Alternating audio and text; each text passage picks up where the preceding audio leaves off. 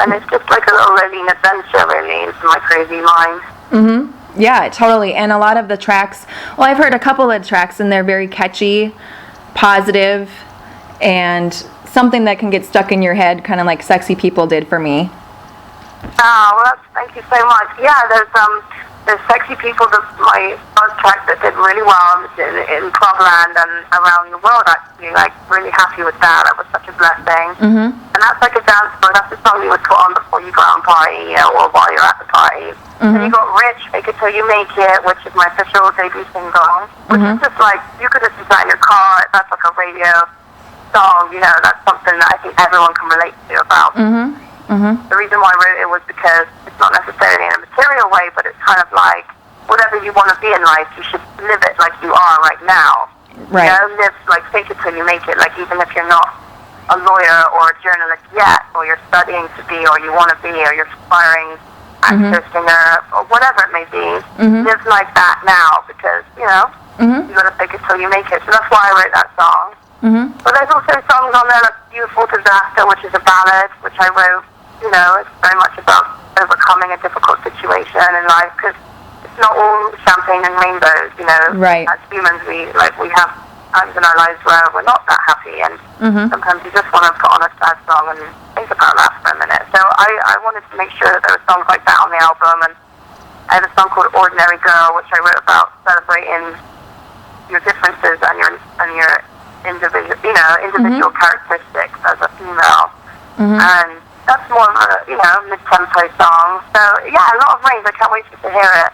Yeah. Because, like, a lot of my stuff can be quite sexual, especially, like, in the way I am on stage and some of the things I do, but... What is your favorite part of the musical process? Is it the songwriting, the performing, being in the studio? What is... Oh, that's such a great question, Danny, by the way. I'd have to say there's something really magical about coming up with an idea in your head. Like, for example, the other day I was driving from Palm Springs to back to LA. And you know the diamond lane, like the diamond lane, what do you call it? Where you've got the two or more to go in it. Yep. Yeah, the carpool, that's it, carpool, diamond lane. Yeah, and I just was thinking about that, and I came up with the concept of a song, how when there's two or more, you can get more done, Yeah. And came up with it.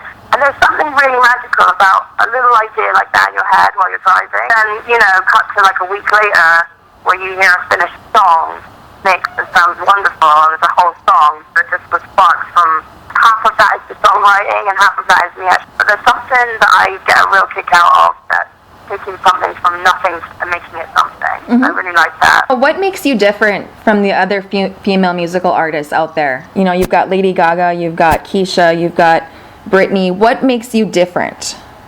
You know what? I don't think I can answer that. I feel like my fans and the people who are my audiences should answer. Probably would answer that better than I could. I'm just an individual in the world doing my own thing. And as a female doing pop music, people like to compare. I know that Madonna got compared to Cyndi Lauper when they were both coming out back in the day, and I know Gaga got compared to Christina Aguilera, and Aguilera got compared to Britney, and it's just something that happens in life, So I wouldn't like to say, I'm different because of X, Y, or Z. I would let people be the judge of that. But all I'm saying is I'm making awkward pop music that I love, that comes from me, that's authentic and honest, and celebrating my own individuality, and that's all you can do as an artist. Yeah, totally.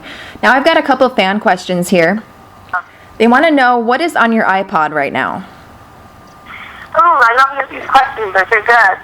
Well, first of all, complete like bipolar range of music that ranges from Florence and the Machine to Britney Spears to Coldplay to Rick James, my favorite, Kate Bush, Madonna, Corona, Ace of Spades, ABBA, just looking through right now. So there's Rick Ross, The Boss. I'm singing background vocals on that. Another fan asks, 3 words that describe yourself. Fearless, eccentric, and creative. Oh, so the album The Electric Hotel is available this summer. Yeah, it's available mid-August.